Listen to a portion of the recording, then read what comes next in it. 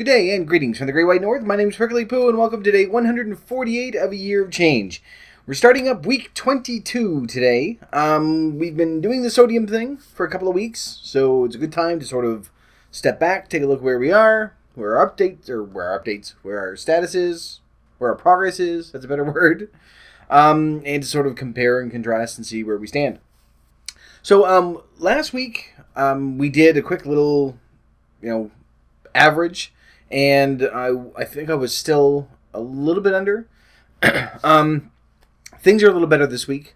I am quite a bit under, I think, and we'll get to that in a second. First thing, of course, as per usual, do your weigh-in, because that's one thing I don't know if we did last week. So weigh yourself 3 times, take the highest number. Once again, you should know how to do this by now. You should know how to do it. Why are you getting me to repeat myself all the time on this? Anyway, do your weigh-in, mark off your progress and everything else. We don't really have any changes this week. It's mainly just sort of staying on course and keep on adjusting our sodium levels and stuff like that. I think in a couple of weeks' time, we're going to do either fat or sugar. I've been doing a lot of trying to figure out which one we should look at more, and sugar seems to be the bigger culprit, so we may end up doing that. But getting off the topic already and haven't even started. First things first, sodium levels. So this week, I did a quick little average, and I'm actually below. Well, here's the thing. When I go through my FitnessPal, through everything, it's showing that I'm actually below 2,000 milligrams for an average for the week, like per day. So that's good. It's 1967 or something. However, I did not add in my salt. I have actually used some salt over the past couple of weeks. So I didn't track it when I'm cooking with something or things like that, but I actually put some on my food this week, and I didn't really measure it. I put in a tiny little bit, and didn't really pay attention. So what I've decided to do for this week anyway is look at how much salt is missing from my salt shaker from 2 weeks ago, and assuming that I just used all that this week, and I've eaten every bit of it. Because I've made a number of different things, and I've put some salt in there to flavor it and stuff like that, but I've still got a ton of it left, but I'm counting that as if I've eaten it all.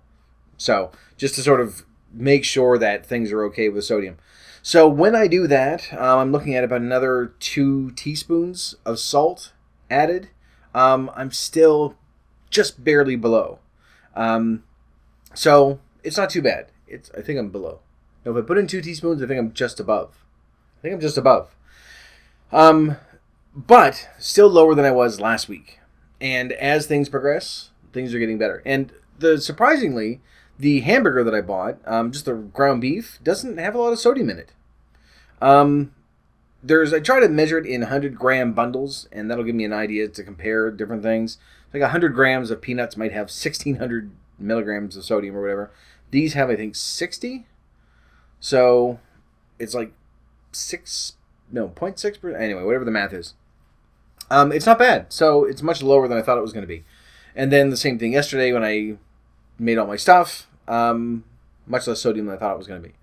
However, just a word of warning, because I mentioned this yesterday and I sort of glossed over it. I was making a cabbage soup, and I made with cabbage and chicken and threw in a bunch of curry powder and chili powder and onions and mushrooms and everything else. Not really anticipating the gastrointestinal aftermath of something like that. Not real bad, thankfully. It's not too, nothing horrible happened. But it was brought to my attention after I'd had, I think, 2 or 3 bowls. And I was telling someone about it. They're like, oh, well, enjoy that. Enjoy tonight. The next few hours are going to be interesting. They were non-eventful. So, but, little word of warning, when you're cooking with things like curry and cabbage and chili, pay attention to that first. I lucked out. Nothing bad has happened. Anyway, so we're going to move on to sodium and salt. The big thing that I really want to sort of look at is the salt usage, because this is where my weak point was. And I actually have used quite a bit this week. I've used it, I want to say 4 times on food. Actually, after the food was cooked, put a little bit of salt on, but I've always just done like one little quick turn of the salt shaker, which I'll show you. Here's the picture of there that I did 2 weeks ago of the salt shakers. You can sort of see where the level lies. And normally with a salt shaker like that, I go through it in no time. But in the past 2 weeks, here's where the level stands now. Oh, look at that. Look at that. That's not bad. It looks like it might be, you're like, oh, that's not a lot. It's still quite a bit, and I'll show you why. Because, bear with me, I gotta bring you this. The salt, it's a little deceptive in that picture, but this is my salt shaker. It's actually a salt grinder. So, you just go, boop, and there's a little grindy thing in there, and you just go, oh, that's too noisy. Yeah. So, this is generally what I use when I'm cooking, when I'm putting salt and everything else, because it's coarse salt, and you just do a quick little...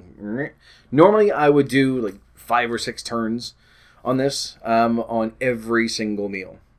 And the 4 times I've used it, I used 1 turn on 3 of them and 2 turns on 1, which doesn't seem like a lot. But when you look at the level, I don't know if you can see it. There we go. If you look at the level of it, I normally, in a 2-week period, this would be down to probably here, maybe even lower.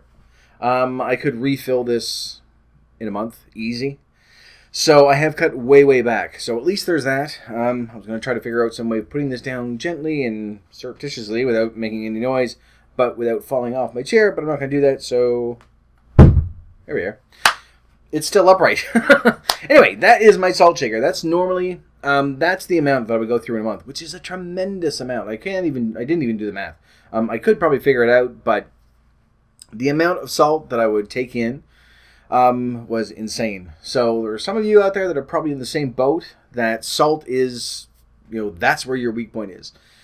It's been rough, I won't lie to you. It's been really tough trying to adjust everything. I sort of went cold turkey for that first week. I just thought I'm not going to put it on any extra food. And then this week has been much more paying attention to the sodium that's already in the food. I have sort of started to add to it for taste, but I want to get away from that again because I found yesterday, that's when I put in the 2 turns and I was eating the soup and I thought this isn't really, it needs more salt. And that's when I'm like, no, I'm going to leave it as is. It should be okay. Is I want to get away from that because if I can get to a point where if something is really bland, yes, of course, put salt on it because, again, we aren't going to get to a point where we deprive ourselves of everything. Whereas, I can't have salt. Well, I can't have that either. I can't have this. I can't have that. It's fine. If someone gives you a meal and it tastes like shit and you need salt, put salt on it. That's not what we're looking for. What we're trying to do is to get away from the fact that, I'm putting in that, putting 3 or 4 turns of salt on each piece of pizza, which already has a tremendous amount of salt in the tomato sauce and the pepperoni and stuff like that. Not just the sodium, but the actual salt. I've added salt to... I haven't been to McDonald's in... It's been over a year, anyway. Well, aside from coffee and things like that. But I haven't had McDonald's fries in forever. But when I did, I would normally dump the fries out and throw in probably 2, if not more, salt packets on top of the salt that's already on them. So that'll give you an idea. So that's what I'm trying to get away from, is just getting to a point where, preferably, I'm in between that 1,500 and 2,300 range, which this week, I think I've done it. But when I add in all the extra salt on top of it, if I'm including that as sodium, then I think that does put me over. But again, we looked at this before. If you're eating things that are a little higher in potassium, it'll sort of counteract that a little bit. It doesn't negate it. And you can't say, well, I've had 2,000 milligrams of sodium today, so I have 1,000 milligrams of potassium, and it only counts as 1,000 milligrams of sodium. It doesn't work that way. But, I didn't actually look at the amount of food that I've eaten with potassium in it. I don't think it's too much. Although, no, you know what? I did have, like the little pita things, and I always get them to put in a ton of baby spinach, so I think there's quite a bit of potassium in that. Any green leafy thing is good. So, yeah, I'm probably okay there. But, overall, it is gradually going down, and it's a little easier. Well, I was going to say it's a little easier this week, but I use salt. So, I don't know. When I try to do the numbers at just the amount of sodium that I've put into my food, it's 1,967 milligrams per day on average from Saturday to Saturday, or Sunday to Saturday, I guess, those 7 days.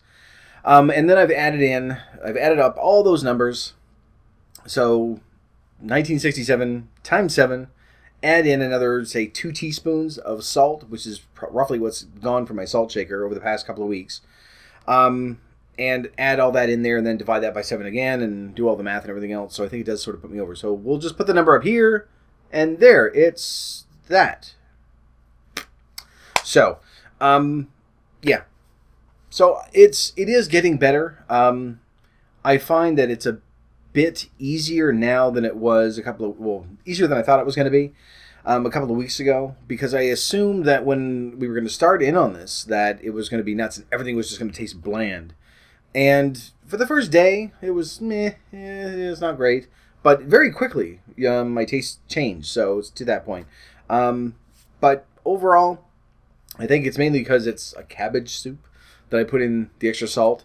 So chances are I haven't actually hit that number. That's my average is probably, I really do want to say below 2,300. But I don't know. And that number might be. I haven't done the math yet. So whatever that number is, we'll assume that that's accurate. It's always best to err on the side of caution. It's the same thing with taking our weight. When you weigh yourself 3 times and then you take the highest number, it's always better to just look at it and say, okay, I'm going to assume it's the highest number, because then I know there's still a way for me to improve, as opposed to saying, well, I could have just said, oh, it's 1967. That's my average for the week, knowing that I've added in. Oh, actually, you know what? I've added in Frank's as well to this soup thing. I don't think that's a lot, though. That's like 450 milligrams of sodium per tablespoon, and it's in a huge pot. So, I don't know, do 10%, 45. So, I mean, it's minimal, stuff like that. But rather than saying, oh, well, my sodium levels are fine, I'd want to make sure that they are where they need to be. And if I had done it properly and tracked my salt properly, no, I would have done that. Also, this week, I weighed myself this morning, and I've lost again. I've started to go down again. So I don't think last week was a plateau. I just think I did something wrong. And obviously, I missed something. I didn't track it properly, or there's something that I didn't do. And usually that's probably that ends up being what it is, that I haven't tracked something, or I've misjudged something. If I'm ordering something from a restaurant and I look at it and say, okay, well, this is how much that Fat Secret tells me it's on there. And then I'm looking at it and it's obviously off a bit. So I'm not sure what happened there. But a 1 week plateau, I don't think is really a plateau. I think I just had a bad week and didn't do what I was supposed to do. But back on track again, so I'm getting down there. I tried finding, actually, on my computer, I took a picture when I was at my heaviest. The heaviest that I was able to record anyway. I could have been heavier at that time. But the one pic that I took when I was at my fattest ever. And I can't find it anymore. I don't know where it went. So, it's not very helpful. The one that I have is actually lower than the weight that I was when I started my FitnessPal too.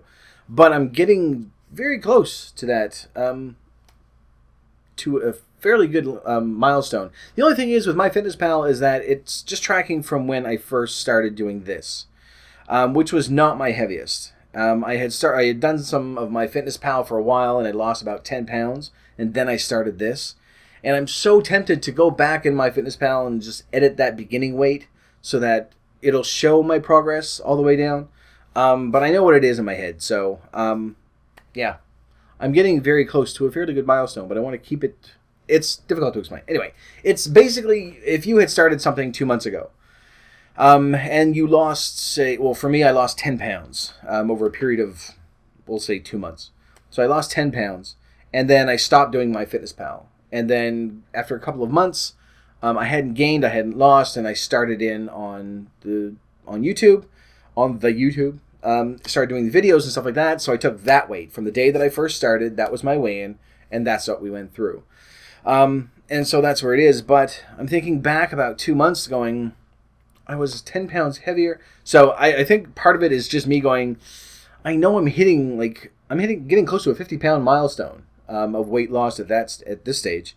But since I started with YouTube, I'm getting close to a 40-pound thing. So I think I'll stay with the 40-pound thing, because that's when we started. We all did our weigh-in at the same time.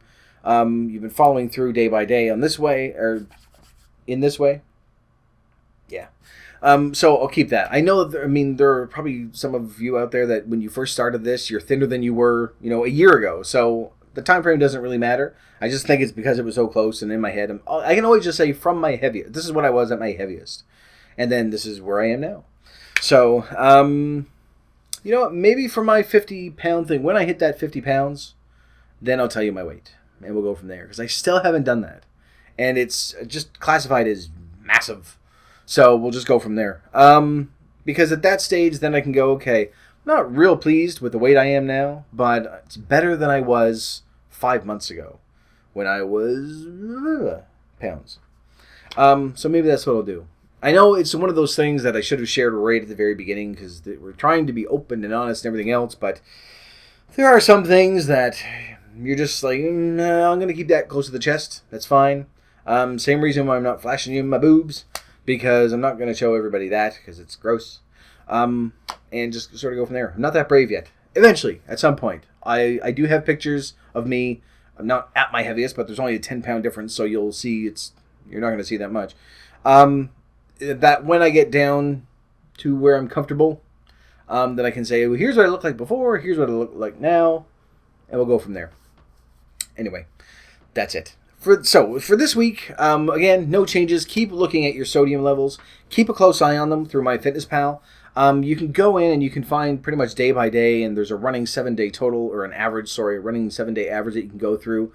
Find out where your high points are, and it actually splits it up into meals as well. So you can see if your sodium is coming from your liquids or if it's coming from your breakfast, whatever it is that you're looking at. And if you see a great big, jump at your snacks, go back, look through your snacks throughout the week, and then find something, and it may be something that was high in sodium that you didn't know, like Cheerios, like I had mentioned earlier, or yesterday, maybe? Yeah, yesterday, I think. That you don't think of it. Like, it's got a tremendous amount of sodium in it for the amount that you get. They don't taste like anything. They don't taste salty, but they're just as bad as chips when you're looking at it. It threw me off. I should probably get some real numbers for that as well. I think it was like the honey nut, or anyway, whatever it was. I don't think it was just the plain ones. It was a different type, and I think it was the honey nut ones. That might be why, because there's nuts in it, but there aren't really nuts. Are there? I think it's probably a flavoring. I can't imagine that they powdered everything up and said, okay, we're going to extrude these into little hoops. So they just taste like nothing. Like, just bleh. And yet I still know people that like it. I don't know why. Anyway, going off on a tangent here. So keep on track with your sodium this week. Keep an eye on things. You can keep going throughout the day. You're going to go over on some days. Don't beat yourself up. And then there are some days that you're just going to be way, way below. I think it was Tuesday that I spiked over almost 4,000. And then Friday I was less than 1,000. So it's going to go everywhere because you're not eating the exact same thing every single day. Because if you did, you'd go crazy. But the main thing is week by week, if you can look at it and say, okay, I'm still below 2,300 for the week. On average, which I don't think I am this week, but we'll figure out. We'll know by the time I'm done this. You'll see this. You'll see the numbers. So as long as we're below that, or hovering in between 1,500 and 2,300, I think is a good safe zone, because then you're at between your lower limit and your upper limit, and things will go a little healthier that way. So we still have another couple of weeks to go, though, before we make any other changes. So it gives us plenty of time to get used to this, and probably by the end of that 4th week, when we start tweaking either fat or sugar, depending on which one it is. I think fat is probably going to be a lot easier to do. But there are some caveats in there as well that we need to address. But we'll get to those in time. But, yeah. As of right now, that's it. Do your weigh-in. Keep an eye on your sodium. No other changes during the week. If you feel that you want to make a change of some sort on your own, then by all means do it. If you're upping your exercise or extending the amount of time that you do the exercise, whatever it is. This week, actually, starting tomorrow, I need to up my treadmill again. Last week I was at 5 kilometers an hour for an hour at a 4% grade, so this week going to 4.5. I need to find out what the grade is of the hill as well that I'm walking. I think it's quite high. I don't think I'm going to match it. I think it's like a 30-degree angle or something, so it's fairly high. I'm looking at my treadmill, and it's much steeper than that. It's like 3 or 4 times, so it might be 15% grade or whatever it is. But I'll try to figure that out if I can. There's probably an app I can download to find out TDR things. And maybe update that. But I think once I get to 5% at 5 kilometers, then I'm going to stay there and maybe increase the speed from time to time. I tried this week, actually, doing a bit of a jog. I thought, okay, for the last 5 minutes, I will jog on my treadmill and see where that goes. It lasted about a minute, maybe less, before I wanted to throw up and cry. So I thought, I think I'll wait for a bit until I'm in a much better shape to do that. So jogging is out right now for the time being. However, going almost a minute is so much farther than I could have gone a few months ago. I would have literally gone 10, 15 seconds and stopped.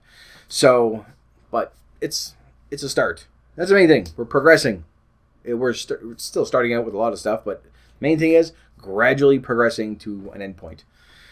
Maybe. Anyway, this has been going on far too long. Look at 20 minutes. Okay, so we're going to end this here. So we have our stuff for the week. Hopefully things are going to go a little bit better. I am going to track a lot more with the salt itself because I didn't pay attention like I was supposed to, which I find I'm saying a lot more. So we need to get to it and start paying attention and tracking every little thing because I don't want to get lazy because then eventually one week I'm going to start gaining again, which I did a few weeks ago.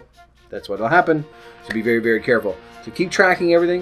We've got another couple of weeks to go with the sodium, so you've got plenty of time to tweak your stuff back and forth.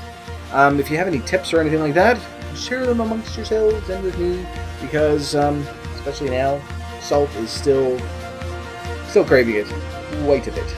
But that's it. I'm going to stop because I'm having 5 different endings on this. So thank you very much for watching this video. If you liked it, please poke the like button for me. And in the meantime, keep yourself warm and fuzzy, and I will see you in the next video. Bye-bye.